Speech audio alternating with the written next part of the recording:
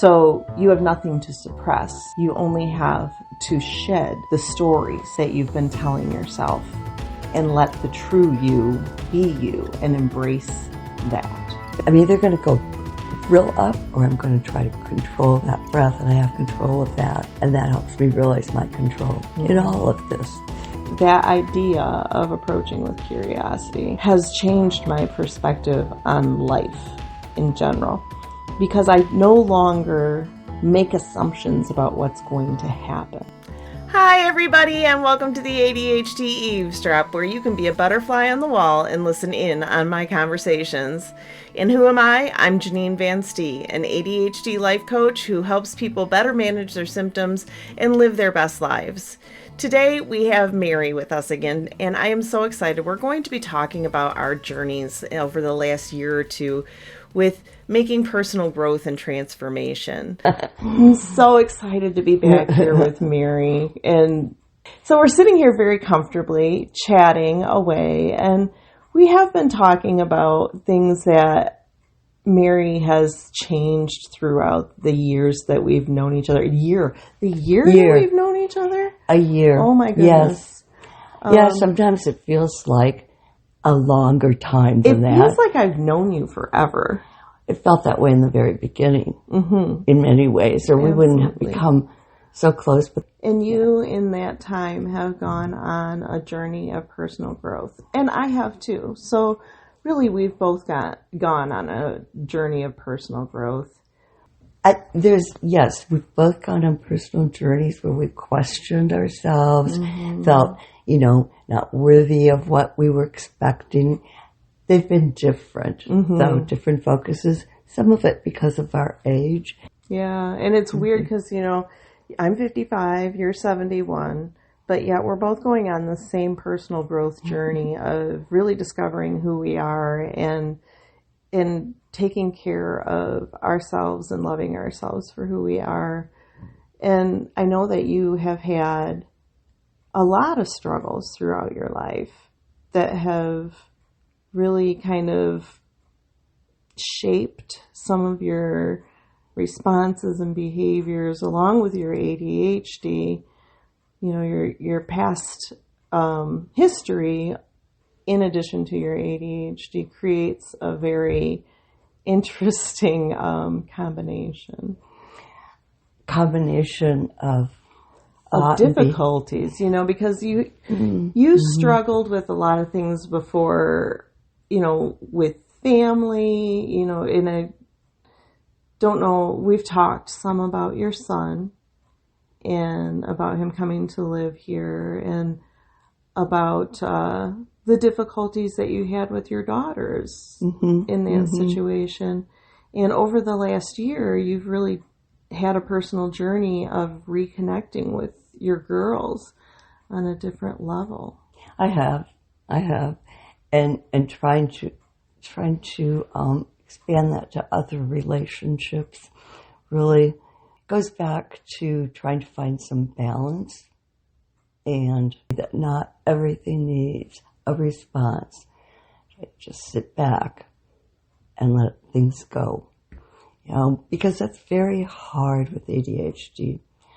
Very much. I'm an impulsive person, and if I'm going to do something, it's going to be perfect. High expectations, unrealistic expectations. Yeah, and coupled with other, life gets messy. It does get messy. Yeah. So tell me a little bit about how your growth has changed your relationship with your daughters.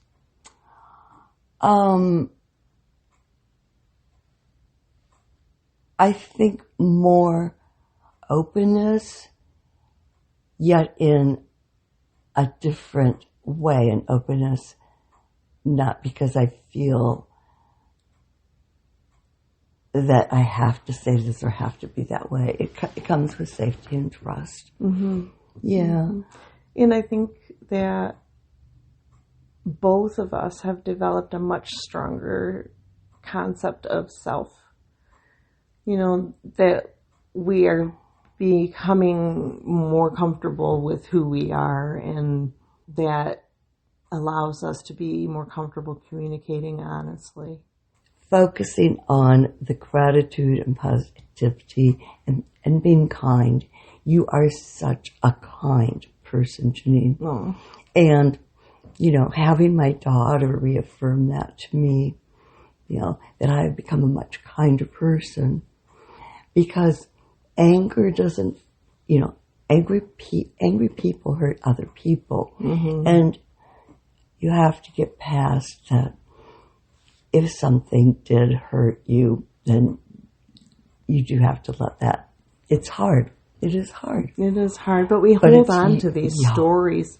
Yes. And we almost like hold on to them like on a security blanket. Oh, it's I because think it's so. Well, They become our truth. Yes. They become our truth. Yes. And I think I said to you the last week, I read something, my thoughts are just my thoughts. They're not the truth. They're not the fact. Everyone has thoughts. Right. And so all the things, and many things that I have thought were true, changes your perspective. It does. It shifts. Absolutely. And that kind of frees your mind to then really take that courage to find out. Because it takes a lot of courage to say to someone, I know these are my faults. This is my ugliness. Mm-hmm. So, help me minimize that. Well, and I don't even look at it as a minimizing of that, as more you embracing the positive. Yeah, well, like when I was looking at, you grieve for what you've lost and the things that have happened, but you have to change your focus. You look on, I have daughters, I have grandchildren, and that becomes the focus instead of, you're progressing through life. Right. You really are acknowledging that. So, I think that's what I'm saying is like you're more embracing the positives and your true self, to be honest. You're not repressing something. You are truly a kind, genuinely generous person.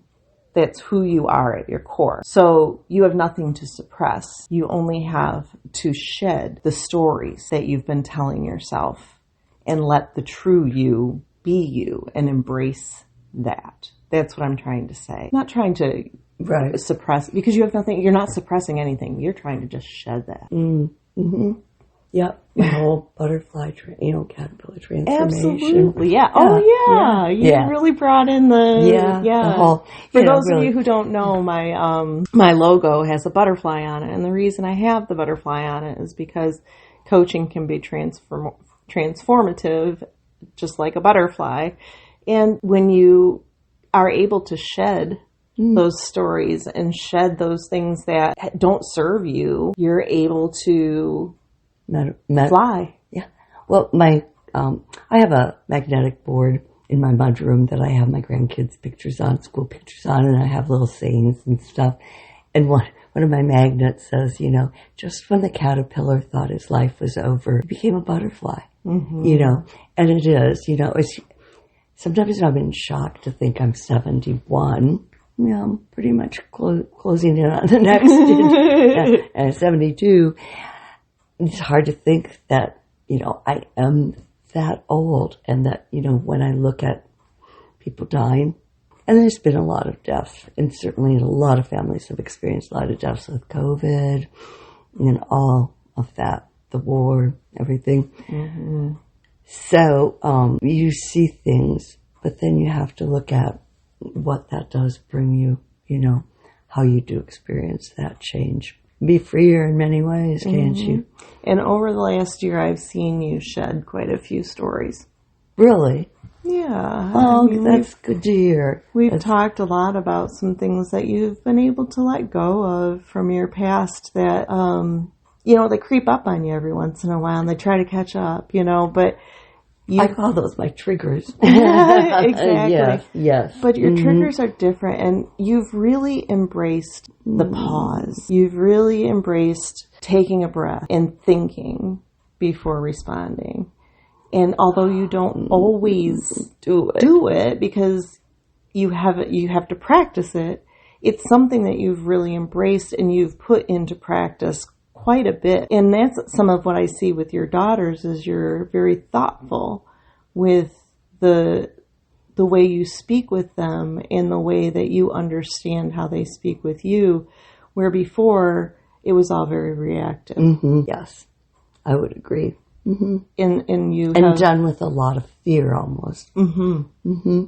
And I would say a lot of that with my husband, and that comes from doubt and anger inside of yourself. Mm-hmm. Mm-hmm. Yeah, and that's part of that shedding it, though, because the more that you have shed, the better you have got at doing it. Yeah, yes, becoming. In using the space. And you've also, I've seen you become so good at acknowledging when you don't always do it, but being okay and saying, I just need to go back and make it right, or I just need to, the next time, do it this way. You look at it, you say, was that situation the best way it could have gone? And then you say, probably not. So maybe next time this is how I'll handle it, rather than the reactive, just reactive. You're really thinking about how those interactions happen. And that's been part of my journey as well, is being able to take that pause and reflect and not have to respond to everything immediately. And talking about our age differences, the general path we're both experiencing is a change, transformation in our life. And you do that many times in life. Yours is more... mine is on a very personal level. Yours is on a personal, but I've seen the growth in your business, from there was a frustration because it wasn't becoming what you expected it to become, which again is that trait of instantaneous gratification. I want it now. Mm-hmm. This is frustrating. I'm doing this and it's not giving me instant results, and I'm just going to try, and having to learn from what was happening that I need to shift this. This isn't giving me results. And to realize that... And it's not filling me up. I was able to say, this part is not filling me up. Yeah. I don't like this part. I don't like doing this part of it. Exactly. Yep. And part of that was really getting to know myself and knowing what I really enjoy doing, which is coaching and doing my podcast. I really love doing the podcast. So... but yeah, I had to go through some growth, because exactly being the ADHD person that I am, I wanted those instant results. Mm-hmm. I wanted that, right away. And, everything has to build. Everything has to grow. I can't expect to put a seed in the ground and have it be a tree the next day. It takes time. But now I have a beautiful little sapling that I'm nurturing and loving. Yeah. Yes. And it's still changing, we were talking about that nest in the tree earlier. That resilient nest. Yes, there is a robin's nest that has been in our pear tree, flowering pear tree, in the front for like 6 years. And we've had some really strong winds this winter, really strong winds. And it just sits in the bare branches, hasn't moved. And that's resiliency to all, I think, of that when you're planted firmly. Oh, absolutely. And find the balance. It's a beautiful symbolism. I think I'll cry if it comes down. So I think, when we're talking about this, it's a very generalized, it's not just about ADHD, but the ADHD plays a huge part in the growth. Understanding ourselves, understanding our ADHD, and understanding how it affects us allows us to have the personal growth that we've had. Yeah. And it's been done in a very supportive and kind way, so going back to you focus on curiosity in difficult situations, okay? Which is, it's not a Pollyanna, I'm just going to be positive, but you're going to be curious. Like, you watch your biopsy out of curiosity. That's okay, But if that focus of keeping that sense of I'm not going to be uninformed about this, but looking at ways of problem solving, many problem solving. Yeah. Yeah, and that has become a big motto for me, is just approach with curiosity. And it's funny you bring it up. I had the biopsy yesterday on my breast, and I decided to approach the situation with curiosity. And I wanted to watch everything and see everything. I actually even looked at the core that they pulled out of my breast and the tissue. But I have found that that idea of approaching with curiosity has changed my perspective on life in general, because I no longer make assumptions about what's going to happen. And you're not immobilized, because if you're not curious, you usually are not you. But I become fearful. You know, I don't want to know about it or anything. Well, that keeps you in the same place, keeps you immobilized. Stuck. Yeah. Where if you're curious. Yeah. And I really think that curiosity is, they say curiosity killed the cat, but in my case, I think curiosity is amazing. Yeah, it's not sticking my finger in something that, exactly. is dangerous. Exactly. Yeah. But I don't approach with fear anymore. Just like you said, rather than approaching with fear because it's unknown, I approach with curiosity to see what's going to happen, because otherwise you make doomsday catastrophic in your mind scenarios. But when you approach with curiosity, you don't have those scenarios in your head, because they're focused on problem solving. I see you've done that so much in little things in my life, like how my fine motor skills needed an assistance with threading and an adaptive tool to do that. Going and getting my feet really looked at and getting good walking shoes. I remember first meeting you, and you swam with a snorkel. And you said, well, my chiropractor said that, twisting would not be. And I thought, instead of suffering through with twisting your head and having a sore neck, you just go and get a piece of equipment that will allow you to swim without impeding that. You look at things that, like my kicking in swimming, ways to help people be more efficient, ways to solve problems in communication, behavior. Yeah. And that comes from curiosity, because if you weren't curious, you wouldn't want to look towards the future. True. Absolutely. I'd already assume what I know the outcome is. And I think a lot of people get stuck in that, making the assumption. I think, some of that is obviously RSD related in a lot of people, because they assume the worst with people, right? They assume that people don't like them. They assume that they're being criticized. They assume that judgment is coming their way. And they take things the wrong way. Right. But they make all these assumptions and tell these stories in their head. But if you approach with curiosity, it's impossible, because if you are faced with a situation where you get an RSD kind of response, then if you're curious, you say, what's got me responding this way? What's at the root of this?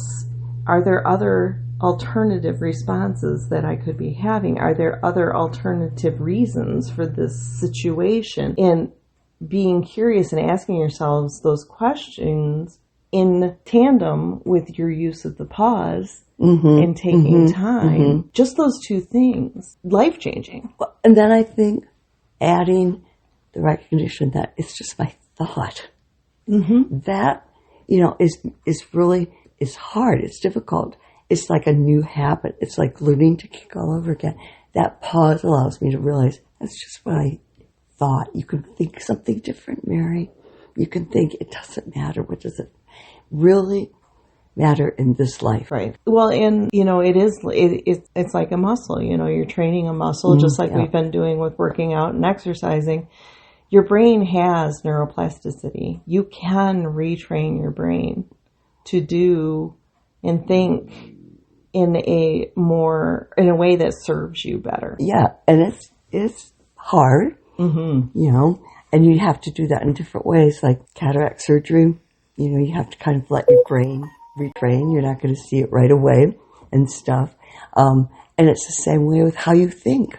Your thoughts, are not automatic. I mean, they're automatic. So you have to catch yourself. And taking that pause has made a huge difference, I think, for me, instead of automatically taking that and reacting that. I'm not perfect by any means, but acknowledging it. Say, I feel like we're kind of coming up with like a little magic formula right now. If you think about it, because we're saying, okay, so use the space. How do you use the space? By being curious rather than reacting, right? Being proactive rather than reactive. And then talking about... then it's just my thought. Yeah, exactly. So also remembering that your thoughts are just thoughts, and you have neuroplasticity and you can retrain your brain. Let's not leave out the other really important one, which is grace. Yeah. And the grace, I think, goes along with also when you're sitting in that space, doing some breathing. And I don't do it all the time. I need to do it more, and I do not practice perfect at all, but one that, you take several breaths in and you hold it, and then you blow it out through your mouth. And that's the grace, and it does set the tone. It really does. And it's not anything that you have to draw attention to. I mean, you can do it without anybody even noticing you're doing it. Absolutely. But it lets you sit there for a minute. Well, and sometimes I make these, I make videos for YouTube, and I know I have more than one video about taking a breath. And it sounds so simple. It sounds like, really? That's your solution? That's your solution, right. You want me to take a breath. Thank you very much for that wise piece of information. But when you really practice it and you really do it, it is one of the most effective things you can do. It is the space that you say you're supposed to sit in. It is. And it doesn't have to, and I'm not like, doing great things in my mind or anything. It's just breathing and not having to be, I'm either going to go real up or I'm going to try to control that breath, and I have control of that. And that helps me realize my control in all of this. Yeah. And when you realize, oops, I did it again. You can sit back and say, then again, we come into that cycle of looking at it with curiosity. What happened that I wasn't able to take that breath? Yes. And what can I do differently next time? Yes, of just the curiosity of what looking forward. Yeah, like, whoa, just sit and wait. And that's what I've had to learn, is that I don't have to do anything really. What is my role in this? Is it even mine? Yeah, and then and that's that letting go of some things. Yeah, we can't carry it all. We have to pick and choose what we're going to. And I think it's harder in this day and age with technology that it feeds that even more for people, and it's harder to let go of it sometimes. That instant. Well, it's the whole impulsive reactivity thing. Yes, and yes, we are prone to impulsive reactive things, but there are things that we can do to reduce and that's what we're talking about here. Because you're going to do I'm going to tell you, like, the typical impulsive thing that I did the other day. I was on Marketplace and I bought a cart that I didn't have a place to put. A huge cart full of cross-stitch stuff from a woman who had passed away. Now, don't get me wrong, it was a steal. But I was just like flipping through, which I shouldn't get on Marketplace because, it's very dangerous for me. And just impulsively bought it. Turned out to be a great buy. But it's like, that was one of the most impulsive things I've done in a while. I didn't take a breath. I didn't take a second. Really? And it was, I thought about it afterward and I thought, would I have made that purchase? Truth of the matter is I probably would have made the purchase if I'd have thought it through, because I think it was a good purchase. But I was like, wow, that was really impulsive. I mean, it was like bing, bang, boom, and I just did it. And I had to look back and say, what caused me to so impulsively do that? Do you know? I mean, I think for me, I don't cross stitch really. I mean, this is the crazy thing, is I don't really cross stitch. Oh, it's filled with embroidery cross stitching. It was all cross stitching stuff. I don't even cross stitch. Maybe you want a new hobby. But I've do like to, I have cross stitched in the past, and I do enjoy cross stitching. So I'm like, well, I could take up cross stitching again, right? So Right. I buy $75 worth of Cross. this woman's lifetime supply of DMC floss. If you don't know what that is, that's what you use to the thread that you use. And I mean, patterns, half-finished projects, hoops. It all looks like it's in really good shape, but I will tell you, going on with the ADHD thing, Right. and the OCD kicks in, right? So I'm like, ooh, I have something new to organize. Organize? My Oh, husband God. called Did me you have to out on it. Get it all out? Oh, it's everywhere. It's covering my living room floor. I'm rearranging all of the floss because she had some of them she had 7 skeins of them or The whatever. same color, the same. So I'm thinking I can break these up and give them to people, right? I have an entire set of 3 storage tubs full of this floss now. So now I'm going to sort them out. Oh my God. There were 10 in all. It was amazing. But anyway, impulsive buy. I might cut some of that out, but it was just crazy. But yeah, take it all apart to see what you have. yeah, no, I get to play with it and organize it and do all that fun And stuff. that fed right into your dopamine. Right into gosh, it. yes. This time of year, you're kind of getting the, you need something to do. Yeah, absolutely. Yep. So do you see how ADHD we just went? Because we have completely changed. But, looking at what you do in your life and understanding, I think that was really introspective of you, and I think looking at the time of it, it's like, because you've been drawing in color and that kind of stuff, and this was really just totally off. I mean, you don't cross stitch. You've never cross stitched. Well, you did when I was a kid. I mean, you know how, but I mean, you were already into a new part of not just drawing in charcoal, but you're drawing in color and stuff. But that's exciting. That's curiosity. That's it is cool. curiosity. That's It's that's growth. Is it dangerous? No, it was $75. Exactly. It's exciting, and it feeds your endorphins. Yes, it does. absolutely, it does. And that's life. Yeah, And I'm excited about it. So but it was funny. I was really curious about whoa, because I haven't done an impulse buy like that in a while because I stay out of the store.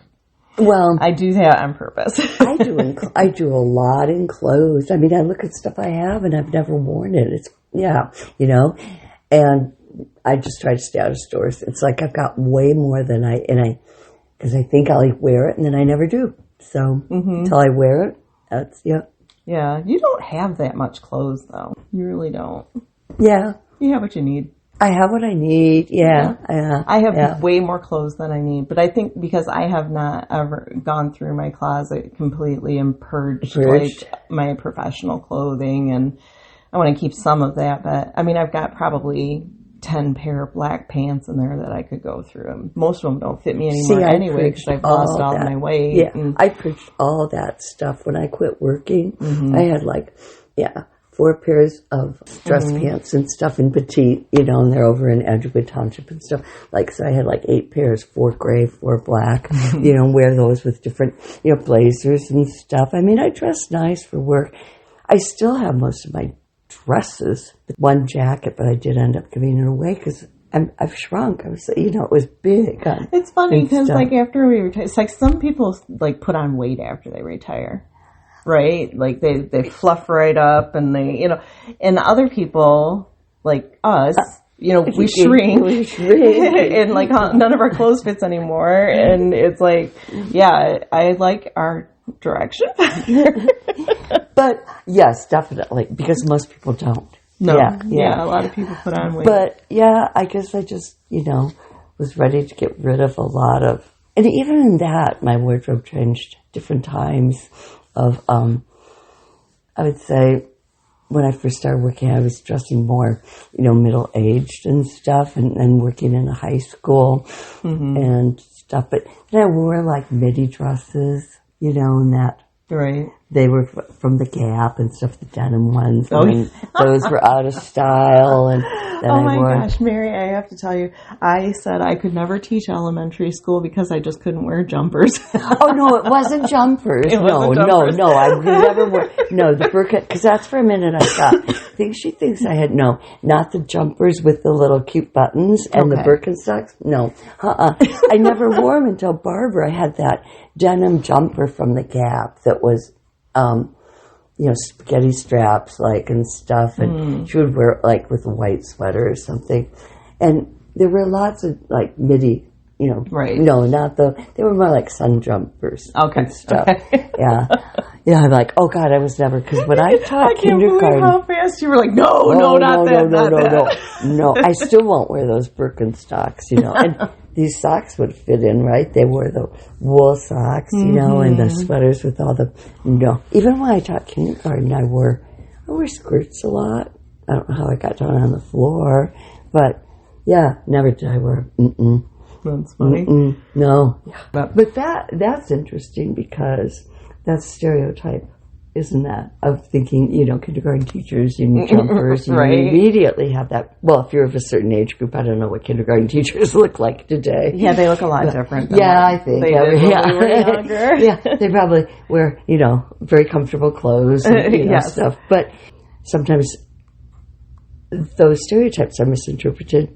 People with ADHD, my age, I think we were all just labeled as very sensitive, different people, and but how that affected coping skills for us in those days, because even back then no one knew. I mean, we had quirky friends, very, very different, who were on the other edge. The thing is neurodiversity has been around for a long time. It's just that people haven't been identifying it and actually talking about it. And I, I'm glad that now there's a recognition and acknowledgement that it exists. Yeah, and that it's nothing to be embarrassed about. Right.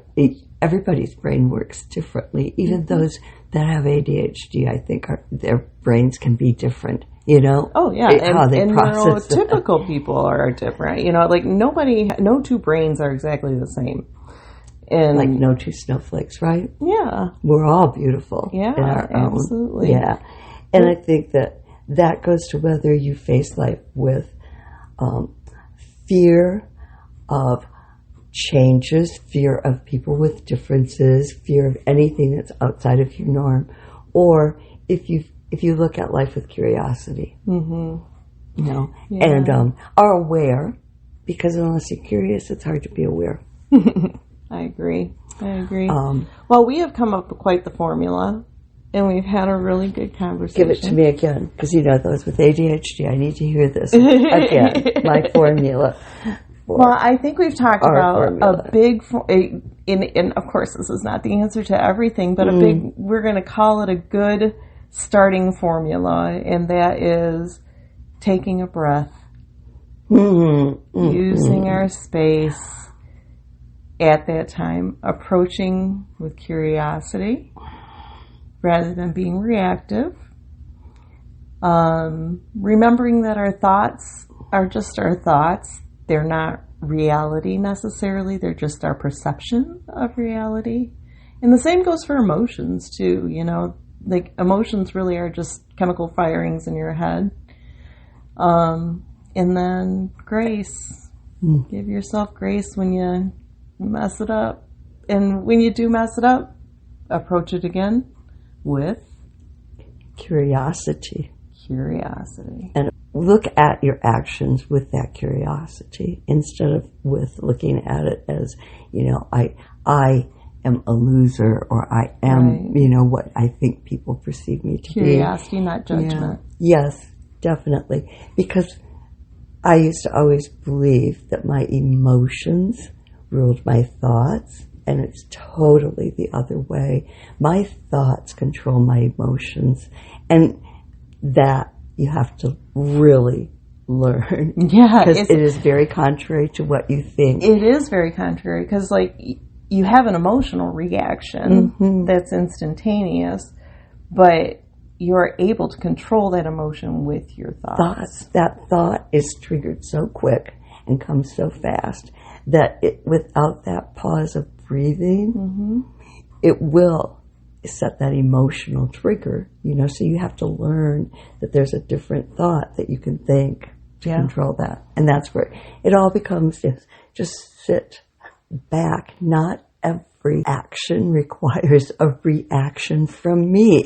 Exactly. I would like to think I'm that important. Well, and I just did a video the other day about impulsive reactivity, and just not thinking before we respond, and how short that little, between stimulus and response, there's so little time for people with ADHD, but we can claim that time and we can expand it. We can. Yes. That fuse is so short, depending upon the trigger, but it can, before you even realize, but you can control that length. And by, I think, my breathing and realizing again, slow it down, lengthen that out. Yeah. It goes back to a lot of 1960s, 70s, of realizing you are in control of your thoughts, to take that time. And again, it's very challenging today in today's fast-paced, quick world.